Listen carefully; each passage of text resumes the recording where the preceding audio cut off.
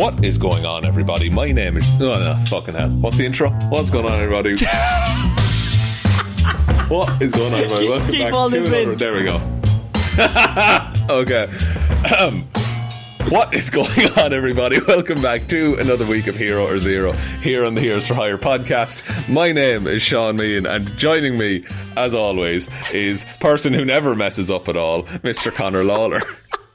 I want to know, first of all, are you including what just happened into the show? Yes, I am. Good stuff.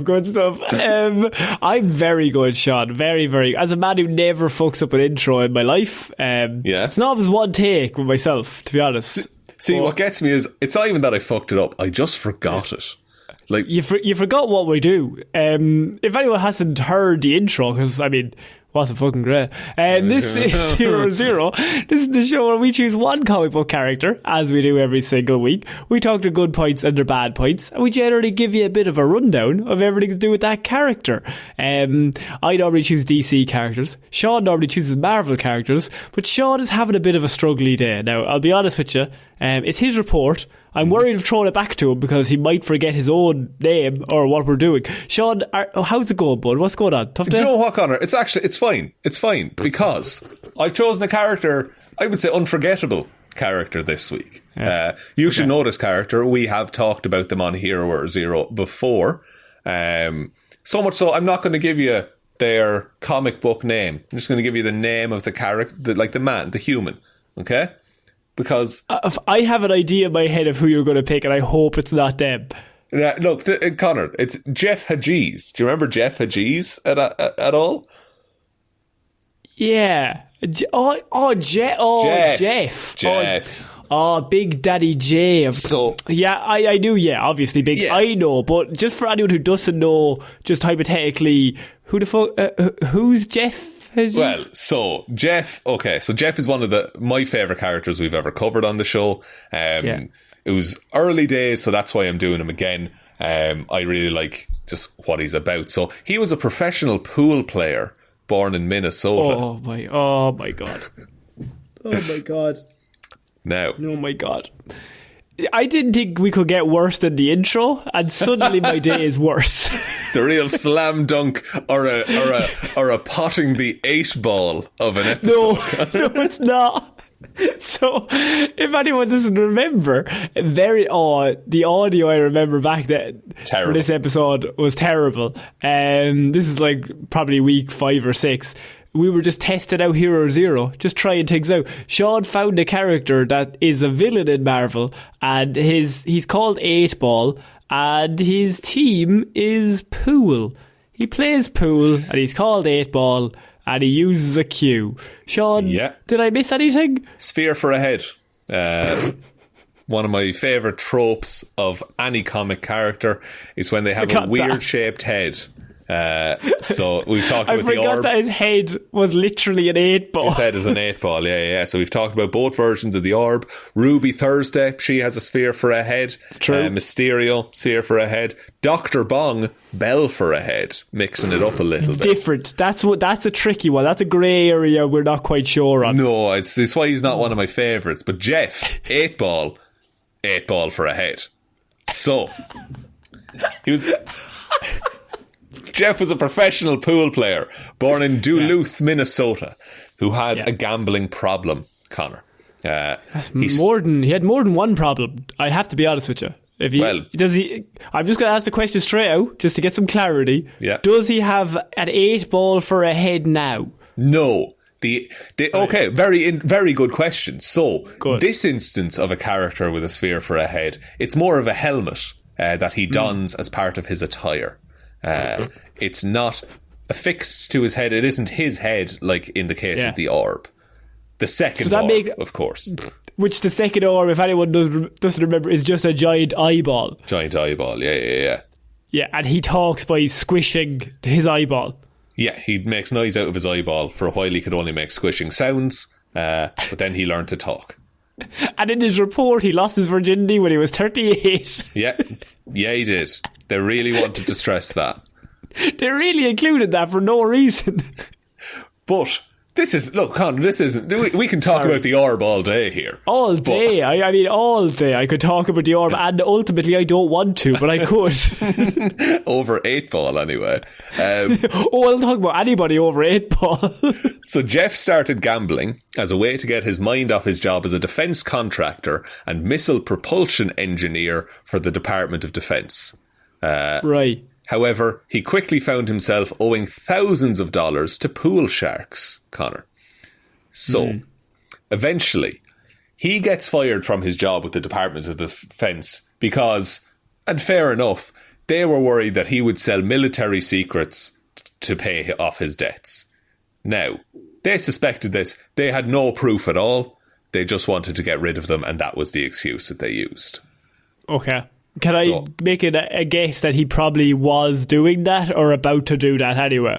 Well, look, Connor, just because someone owes money and has a gambling problem doesn't mean that they'll turn to crime. That is not a one-size-fits-all. But I know he's a criminal, though. I know he is. With the same brush. You can't say that. So, Jeff became 8 Ball in order to steal the money that he owed, as he was penniless and still owed the Sharks. Cool. So in this case, yes, but not in every other case. Okay.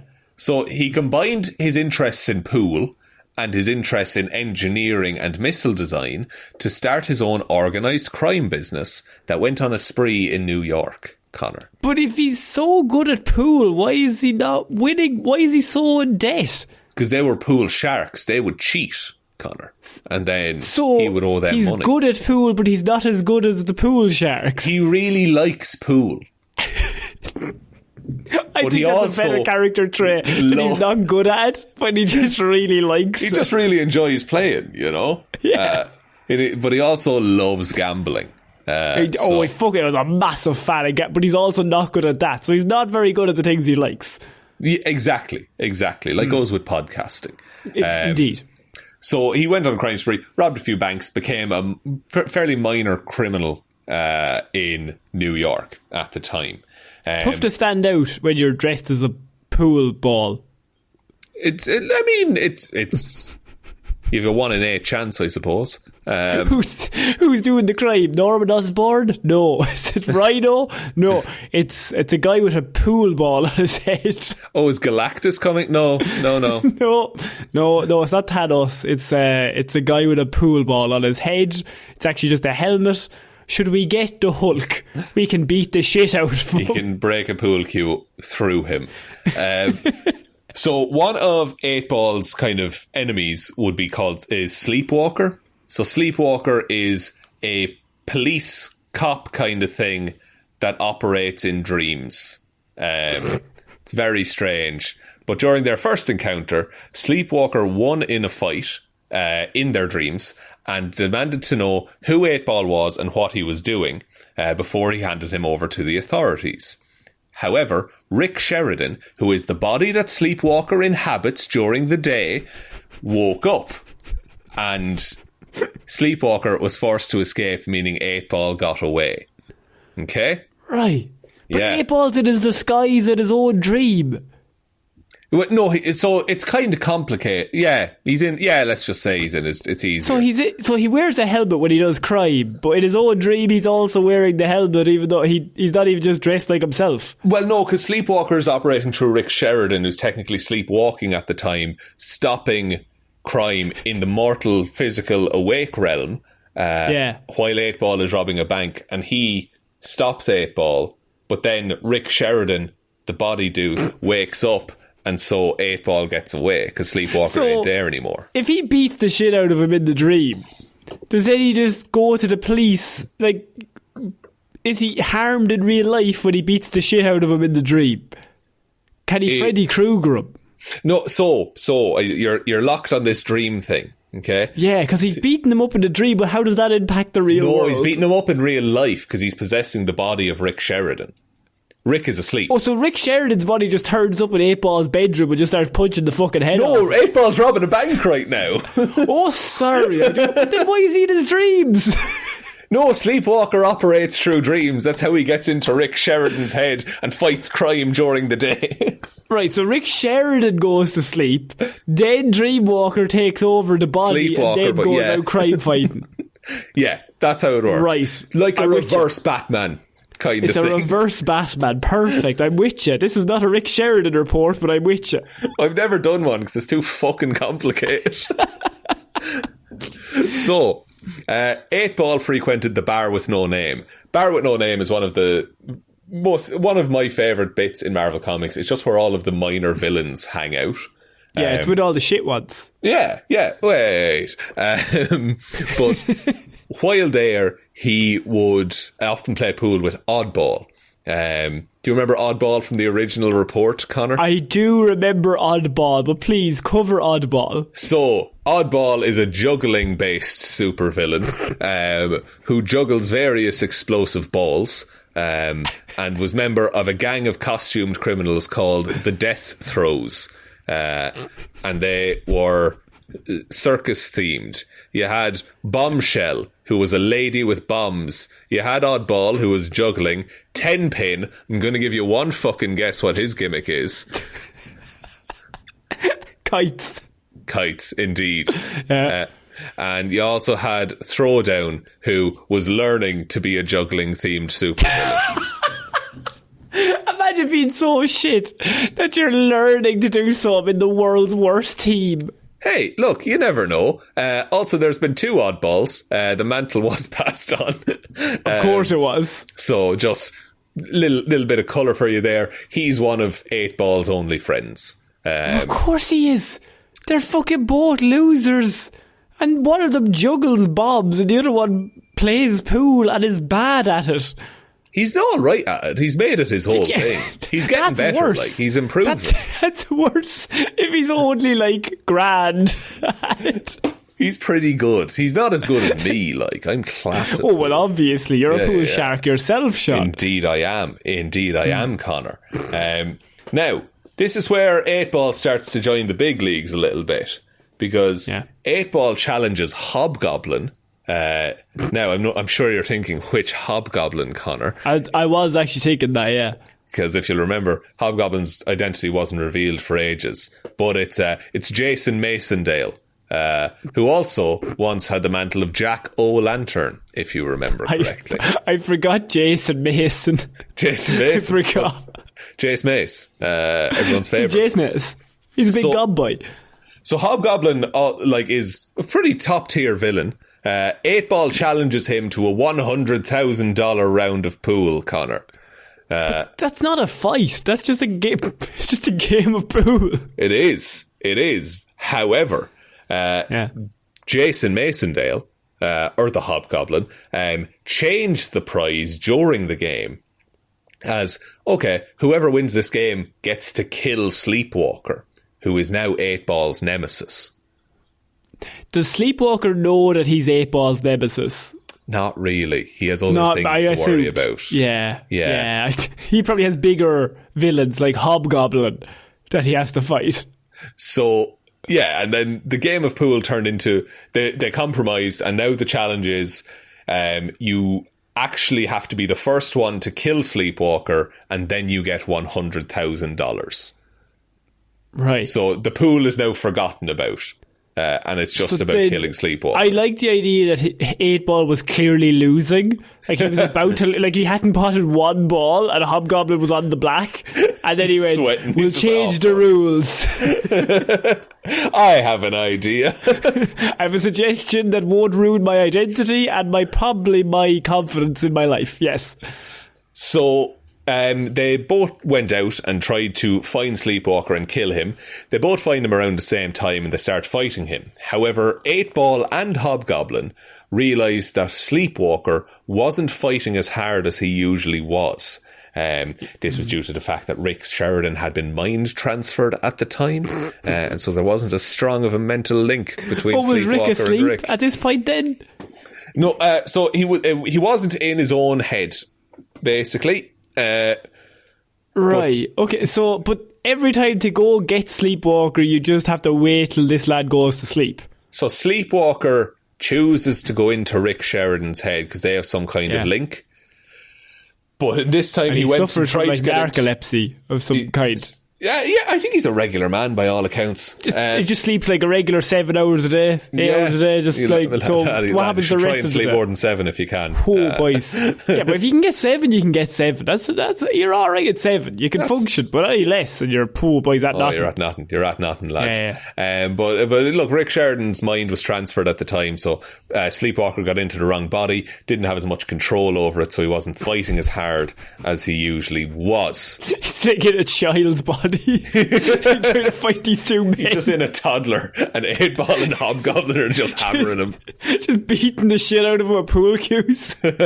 So 8-Ball didn't want to kill the weaker version of Sleepwalker, as he didn't feel it was fair. He wouldn't have won anyway. Well, look, you never know. Connor, what he does next is he ends up beating Hobgoblin to make him stop. Yeah, he punches the shit out of Hobgoblin to be like, no, this isn't fair. Stop it. Can I just ask a simple question? Yeah. What powers does 8-Ball have? Look, we'll get to that. It's largely pool-based. He's got a cute largely stick. Being average to good at pool.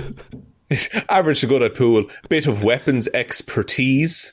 What expertise? How? He designed missiles and such. That doesn't make you an expert like marksman or anything just because you design missiles. He's got very good aim because of the pool, Connor. So you're telling me, like, I don't know, Ronnie O'Sullivan, if you gave him a sniper, he could fucking just be a killing machine. I'd wager he'd be better with it than the average man, yes. That's what I'm saying. Well, I suppose if you're changing the goalposts, yeah, that is actually factual, but I wouldn't say he'd be good at it. But he beat the Hobgoblin, is all I'm trying to say here. I think that's pretty impressive, Connor. Neat. That's pretty neat. It's from pretty this guy neat. Who's useless. He beat Jason Masondale. The big Jace Mace, the Hobgob. Yeah, and look, their power grid, that doesn't make sense. But hey, we'll get to that later. He beats the Hobgoblin to make him stop kicking the shit out of Rick. However, Rick was already dying, and 8-Ball left him to his fate. What? That's how he died. That's how Sleepwalker died for a while. For a while, obviously, just only for a while, but that toddler's dead. Yeah. Okay. You with me? You still on board? Well, I mean, I don't know if I am with you, but I am here present on the show, yeah. Okay. That's fine. Also, I should say, Sleepwalker's main rival, his arch enemy, is a guy called Cobb Webb. But we're just going to move on from that. No. I want you to explain Cobb Webb. Oh, I don't have a report pre-prepared on Cobb Webb. Also, there's fuck all on him. Apparently his real name is unpronounceable, so he's just called Cobweb.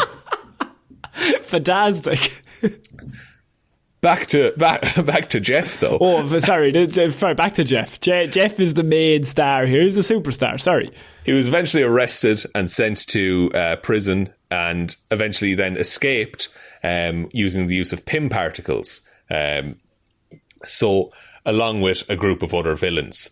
He was eventually returned to prison by She-Hulk, managed to escape again, and began organising new thefts in order to help his sick grandmother, Connor. Oh my God. Okay. Now, he did this instead of paying off his debts to the mafia. I suppose, but she's going to die if he doesn't pay for her stuff. Well, I'd wager you could do half and half, maybe. Maybe 50-50 it. Yeah. But also, if you just, I think, here's how you really do it. You sell your grandmother. Use that money to pay off the mobsters. 2 problems gone. Ooh, I like it. Yeah, you got no sick grandmother, no fucking debts. So 8-Ball then stole a computer chip from a character called Rick Adonna. It doesn't matter. This is like a whole other world, by the way, of Marvel. I know, like Z-listers. It's street level bullshit, and it's funny to me. So he stole the chip. However, the chip contained a deadly computer virus, and they were caught on tape. So they were like, we can't. The person who the chip was stolen from was like, we can't let that chip get out.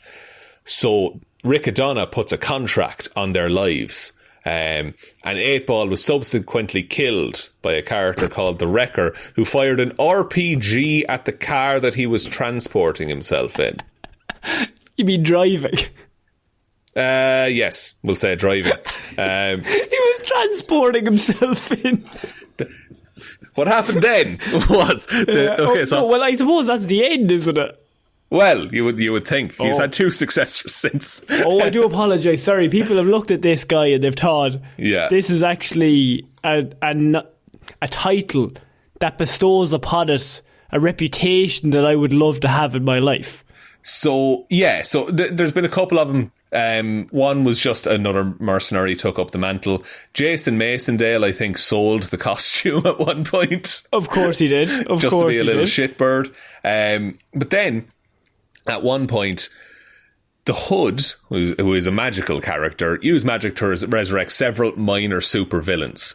8-Ball was one of those returned to life. He eventually broke off on his own and got into a fight with Moon Knight. Not a fair fight, I would say. Keep fighting the little shadow guy. Why are you going to Moon Knight? Why are you going up to lunatic? Will definitely kill you. Will definitely take your heart, Moon Knight. So Moon Knight was looking for his new nemesis, a guy called Zodiac. But Moon Knight threatened to kill 8-Ball. Mm-hmm. However, he let him go when he revealed that he knew that a mobster called Manslaughter Marsdale was involved with Zodiac at the time. Shortly afterwards, 8-Ball... Manslaughter Marsdale. It's always an accident. It's... he never plans it. He just ends up with it. He just stumbles his way into mass murder all the time. Just like, oh Lord. And he just accidentally steps on a gun, shoots 10 people. Oh fuck. Oh, not again. You know how it is. Manslaughter Mansdale struck again. Shortly after this, Wilson Fisk was the mayor of New York, and he started a crackdown on superheroes and supervillains. You don't need to crack down on 8-Ball, surely. 8-Ball was thrown into a maximum security superhuman prison. And his cellmate... Go on. His cellmate was Moon Knight, Connor. I love the idea across the way is like fucking Galactus. Like, lad, well, what's going on? What are you doing? Eating planets. What are you doing? Well, I'm good to average at pool, to be fair. Game of pool guy keeps trying to strike up a game of pool. Have I got a table? No, it's jail, is it? Oh, right, can't have... that's fine. All right, that's fine. Fair enough. That's fair enough. So the two were at odds at first, but they eventually struck up a friendly relationship, going so far as having Moon Knight protect Jeff from the other inmates. Oh, you'd have to, because I don't think Jeff could protect himself. No, and then 8-Ball became Moon Knight's confidant as Moon Knight climbed the ladder of the prison's underground fighting ring. He's confident for what? I don't think I can do this. You gotta do it. He just chats to him. He just tells him how he's feeling and what he's fighting for, you know? Yeah, just he's a bit emotional about the whole thing. And then 8-Ball is obviously... I would say 8-Ball's a very developed emotionally character. Level-headed. So he would probably kind of say, like, I can understand where you're coming from there, Moon Knight. I hear you. I hear you. I recognise your issues and I'm willing to play you at pool for them. That's just to let you know. See, Jeff, you always lose it right at the goddamn end. I'm willing to play you a pool for your friends. So they're my friends now. So, on to weapons, abilities, powers, and the rest. So, he has... a fucking short list. He has a bulletproof metal helmet, what is shaped like an 8-ball. Okay? He has a Q-stick, equipped with a mechanism, enabling it to magnify any force applied to it more than 1,000-fold and transport that force to anything it strikes. Huh? Pretty good. Wait, so he hits you like 1,000 times harder than he normally should? Yes. So imagine a break in a game of pool and 1,000 times more than that. It's almost too much for this moron. Yeah, really it is, because imagine the size of the end of a pool cue. And just wait, so he's like using it like a cue, not like swinging it. No. Like he has to like line up the shot and hit you with it. At least if he was swinging, you'd have like some sort of distance. But how is he lining up a shot in the middle of a fight? He can also strike the air, and it does a big blast of air as well. So it's ranged. Oh, very good. Oh, she's undefeatable, so. Yeah, and he also has ball bombs, Connor. Pool balls containing explosives, which detonate on impact. Right. So pretty good. I would like to see Spider-Man just fucking ruin this lad. Well, I'd like to see Spider-Man catch him, Connor, because he also has a 4-man hovercraft in the shape of a pool rack.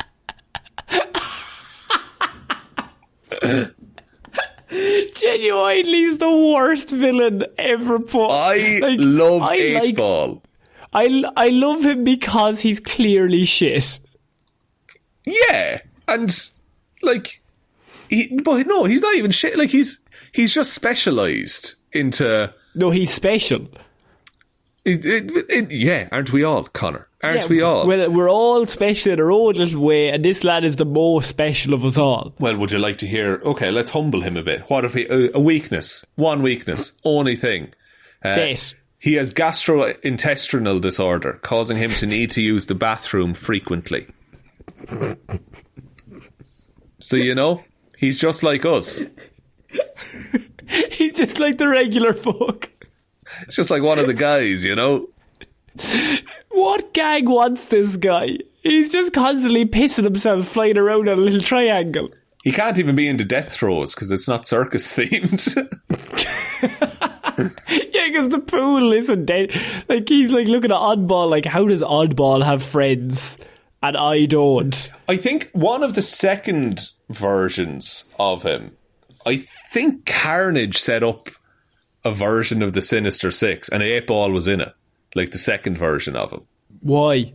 Because there's been a billion Sinister Sixes. That's true. Eventually, like, the logic is he'd have to end up with one of them. Everyone gets a turn. Like, the Spot was in it. Like, it's, you know. The Spot is actually a good villain. Yeah. Oh, the Spot's class. I think we talked about it in the Spot report. There's one comic in the Spot, no words, but it's just him mowing down a gang of Magia that killed his son. Oh, fucking hell. Very good. The Spot is so cool. If you haven't read The Spot is great.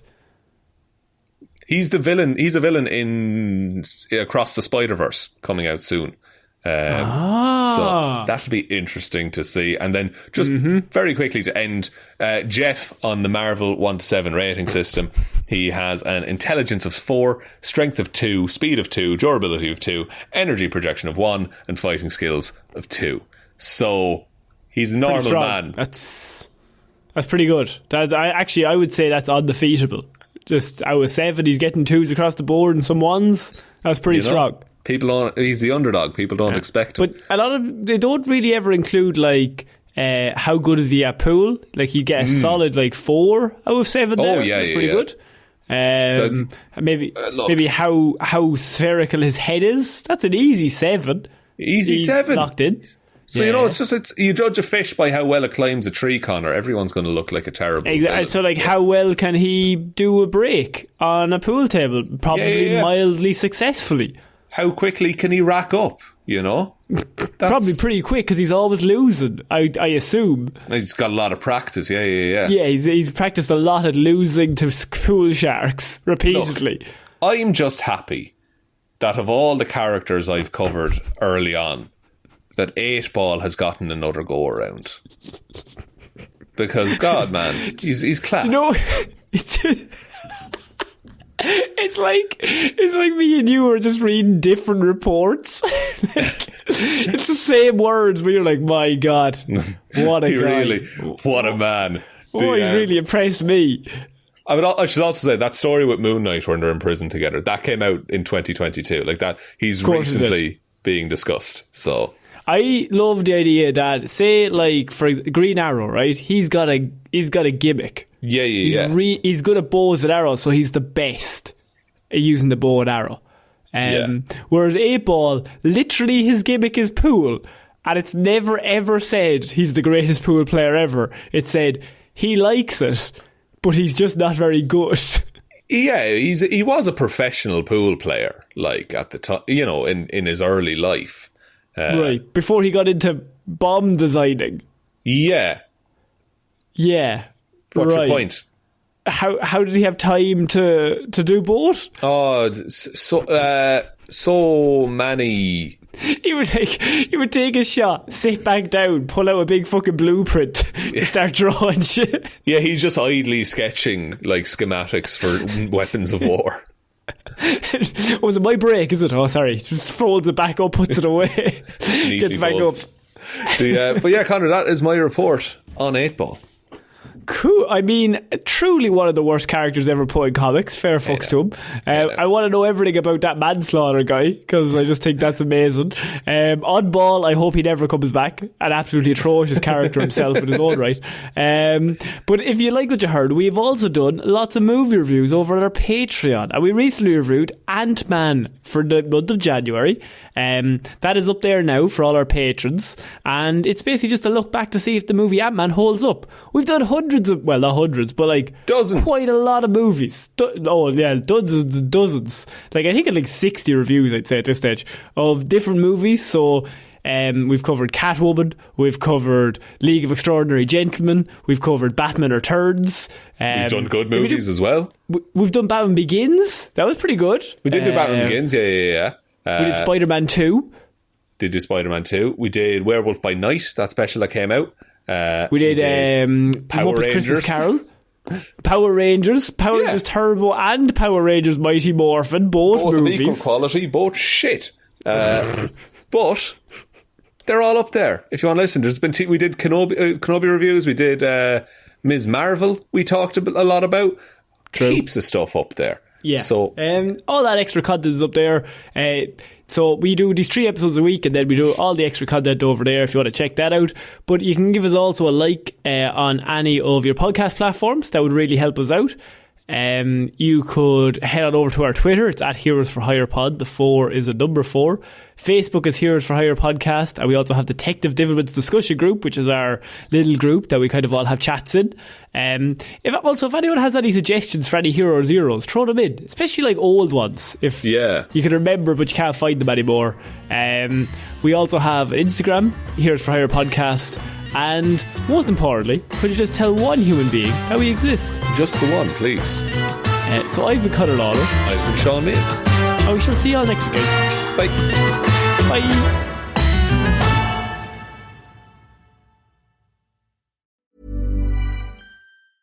This is Hannah Burner from Giggly Squad. O-Pill is the first over-the-counter daily birth control pill available in the U.S. Let's be real, getting a birth control prescription is not always easy, and it's so much admin. In fact, about a third of women face barriers to access prescription birth control. Between scheduling appointments, missing work, class, or just trying to exist, it's a lot. But now O-Pill is putting birth control in our control. O-Pill is a daily birth control that's FDA approved, full prescription strength, and estrogen free, and 98% effective when used as directed. Grab it online or at most major retailers, no prescription or doctor's appointment needed. So if you're thinking about birth control, check out O-Pill to see if it's right for you. Use code GIGGLY for 25% off your first month of O-Pill at OPILL.com. That's code GIGGLY at OPILL.com. Birth control in your control. We love to see it.